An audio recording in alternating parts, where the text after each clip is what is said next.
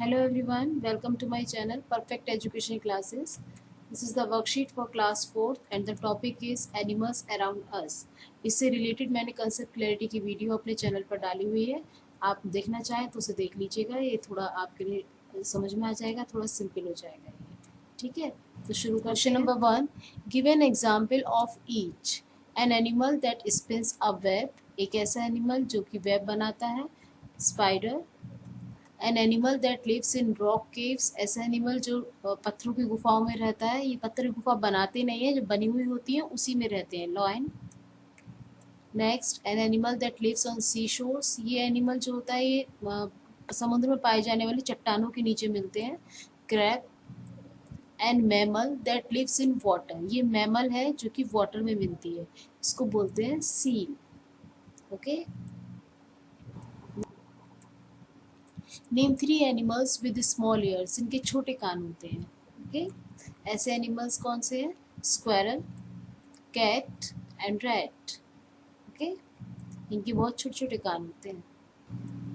Next, why do animals stay in groups. Animals group में क्यों रहते हैं? Animals stay in groups for different reasons. Raising their younger ones, getting warmth, safety. 3 reason है इसके. Raising their younger once, अपने जो छोटे babies होते हैं उनको अच्छे से ग्रो करने के लिए. गेटिंग वार्मथ, गर्माई बनी रहती है, ठंड में भी ये लोग एक साथ रह सकते हैं. एंड सेफ्टी के लिए. ठीक है. Name the group. इसमें एनिमल्स का जो झुंड होता है, एक ग्रुप होता है ना, उनका जो झुंड होता है उसको क्या कहते हैं? जैसे कैमल्स का झुंड है, एलिफेंट्स का झुंड है, डियर्स का झुंड है, तो इसको क्या बोलेंगे? इसको बोलते हैं herd. Ants, bats and wasp. इनके झुंड को क्या कहते हैं? Colony. Hens, flock.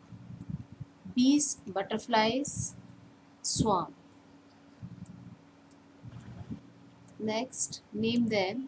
Animals with big fur. जिनके फर बहुत बड़े होते हैं, जिनके शरीर पे बहुत बड़े बड़े बाल होते हैं. Yak, bear, polar bear. Animals with scaly skin. Skin थोड़ी स्केली चिकनी सी होती है.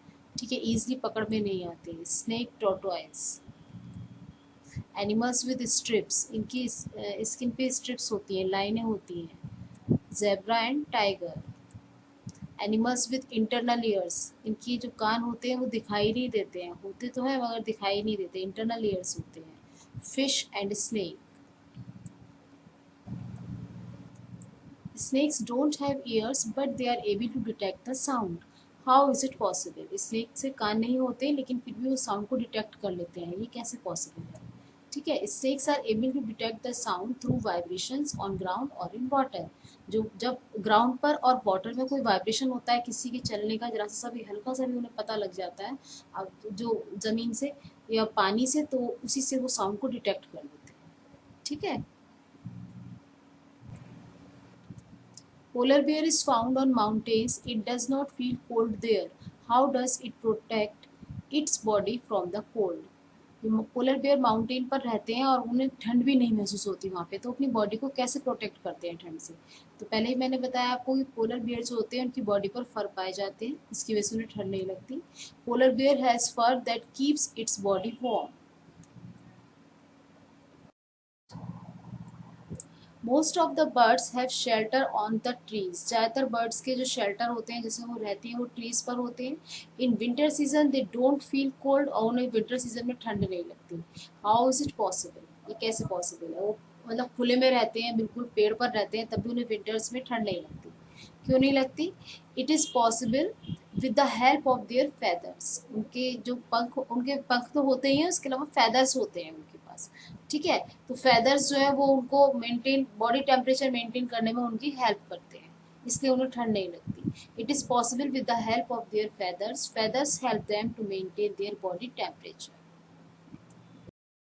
Next, every land animal has its own shelter, but some land animals don't have their shelters.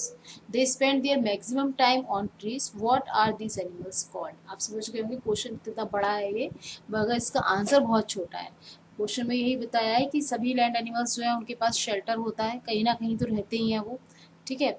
और कुछ ऐसे हैं लैंड एनिमल जिनके पास शेल्टर नहीं होता, वो अपने ज़्यादा से ज़्यादा टाइम जो है वो पेड़ों पे गुजारते हैं, पेड़ पे रहते हैं. तो ऐसे एनिमल्स को क्या कहते हैं? मतलब वो कोई पेड़ पे घोंसला भी नहीं बनाते, बस वो पेड़ पे ऐसे ही बैठे रहते हैं। तो ऐसे एनिमल्स को क्या कहते हैं? These animals are called arboreal. इनको अर्बोरियल कहते हैं। जैसे मंकी है आपका, वो कोई अपने रहने के लिए घोंसला या कोई कहीं पे कुछ ऐसी जगह नहीं बनाता जहाँ वो रह सकता हो। तेज़ बारिश हो, ठंड हो, गर्मी हो, कुछ भी हो, वो पेड़ों पे ही रहते हैं। तो ऐसे एनिमल्स जो है वो अर्बोरियल कहलाते हैं। What will happen if we cut all the trees? अगर सारे ट्रीज काट दिए जाए तो क्या होगा? बताइए। ये जब एनिमल्स जो पेड़ों पे रहते हैं, जब ट्रीज कट जाएंगे तो वो कहाँ रहेंगे? वो कहीं रह ही नहीं पाएंगे। Many animals will become homeless. Okay, next, how do egrets help big animals? जो इग्रेट्स एक बर्ड होती है, वो जो बिग एनिमल्स होते हैं, बड़े बड़े एनिमल्स, उनकी कैसे हेल्प करती है?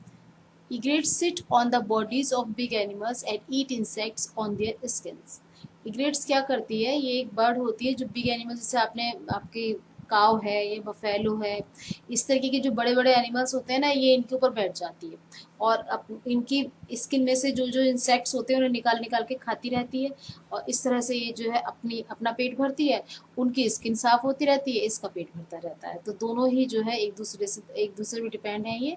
तो ये क्या करती है एग्रेट्स, कैसे हेल्प करती है बिग एनिमल्स की, कि उनके जो इंसेक्ट्स होते हैं उनको ये निकाल देती है उनकी स्किन से, और उनको ये खा जाती है तो इसका पेट भर जाता है। तो egrets sit on the bodies of big animals and eat insects on their skins. Okay, so friend, this is the worksheet. अगर आपको अच्छी लगी हो तो इसे लाइक, शेयर और सब्सक्राइब करें। Thank you and have a nice day.